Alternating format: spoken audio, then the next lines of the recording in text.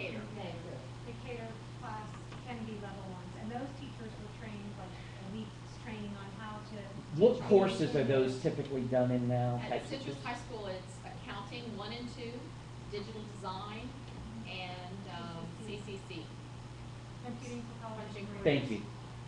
Which, all of those, if I recall, are practical courses that really would be knowledge-based courses that we would want our students to have. So those have that's how you have circumvented not having them have to lose another credit for those reading. And I'm saying that because for you all to know, if they don't get a certain cut score in their reading, the state mandates that they have to have remediation by law.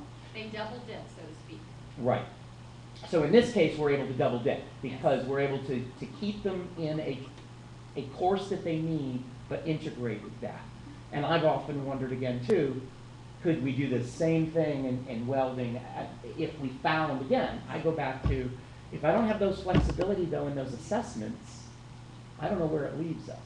I think you'd also have to consider what it primarily is in the frameworks of that matches, because there's going to be numerous things. For instance, they're going to add the Common Core standards for literacy, I believe next year. And math is, they've started, they're in there now, and they're going to be adding science. So, are you going to have that one class is meeting all these things? I just think that needs to be part of the consideration. Like those are those things, and choose what Representative Smith and the staff has tried to make sure is that we need to, and that's what I'm doing here. I'm assembling a lot of these conversations that we're having into a phase 2, which is, okay, as we see this bill passing, we need to be having this so that we tell OPAGA what we need them to get. Because I know, and that's really why I'm asking. That's why a lot of the dialogue today is, I knew that there continues to be positive encouragement and success about, HB 133 passing. So now the question starts to formulate is, where do we need to get the answers and get the solutions? So, yes, sir. Okay. I got about 4 or 5 things that I haven't had a chance to say. Go ahead. Well, it's not too late, okay? And we've got 3 minutes, okay, and that's me too, by the way, okay, so that we can get out of here. Okay, but the main thing I want to keep in mind is, as we're going through this process, let's not fix it until it's broken, okay? It's broken now. I don't know if we know. Well, I know, but let's not waste our time and fix it till we break it worse. Well, okay, we so would agree with that. Right. Okay, so we want to achieve our goals in a positive way, okay? And what you guys are doing is preparing the kids for a secondary education, basically, wherever they go to get that, whether it's through with Votech or on to college, okay, or even to the trade locals, right? You need to prepare them for what their requirements are, just like if it was an academic class, okay? You go to some of the, you go to Harvard, they're going to say, well, you didn't have all these classes this year, you can't get in, okay? So guess what? You can go somewhere else or go get those. The trades do exactly the same thing, okay? So y'all need to prepare them for the minimum requirements to further their education. Well, that's what the state's making us do, though, but they're making them all be college, that That's right, traditional college. right. So there's where I agree with what Jim Smith's trying to do. Okay, so here's the other thing that y'all probably aren't aware of, like with the apprenticeship program in my local, you go through 5 years of apprenticeship. Okay, at the end of that 5 years, remember you got 2 days a month. Hillsborough Community College recognizes those classes to the point that they will give you 2 years credit for an engineering degree. You can take the 2 years that you go to our 2 years credit and go up here to the University of Florida, and they'll give you 2 years credit, or you can go on to become an engineer. Okay, so you haven't wasted your time, but y'all need to groom them to be able to go through those, so the guy that has to work his way through school.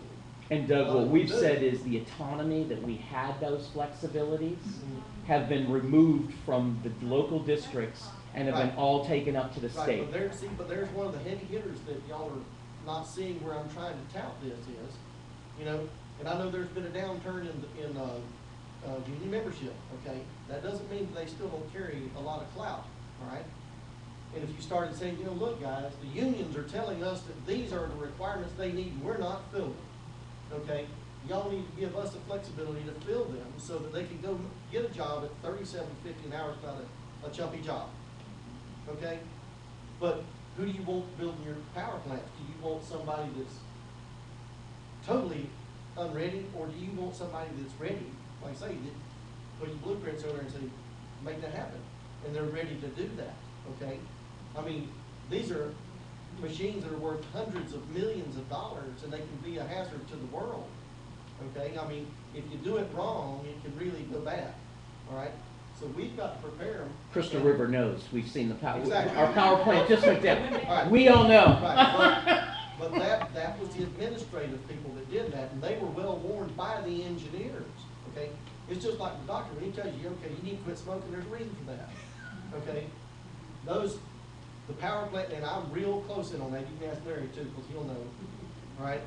And nuclear power plant, Crystal River 3, the power plant manager was warned by Bechtel's engineer, do not do that.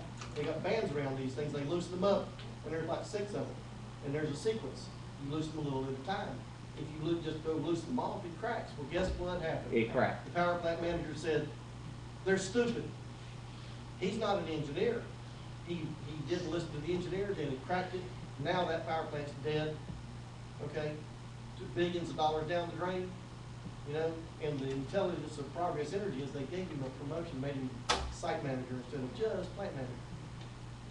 I wanted, I'm sorry, go ahead. Just because Yep. just a couple things back to Ms. Denise, way back somewhere there, when we're talking about the parental override, that's so important. The parents are taking swayers now, I want my child to be college educated. I think we're on the cusp of a big change with that, because 50 to 80% of students graduating from college only have debt, that $1 trillion debt. that's in I know there. it's gonna be worse than the housing thing you Yes, said, yeah. and they do not have a job, and they're back home.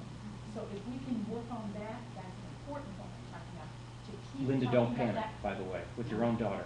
No. I was just telling things about my own son who wants to be an accountant. And what do you have to go through just to get to college to be an accountant? Instead of just being able to do accounting. You know what I mean? Because the whole system, that's just Right. our system.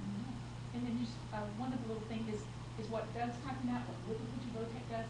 I have this premise about the dual enrollment.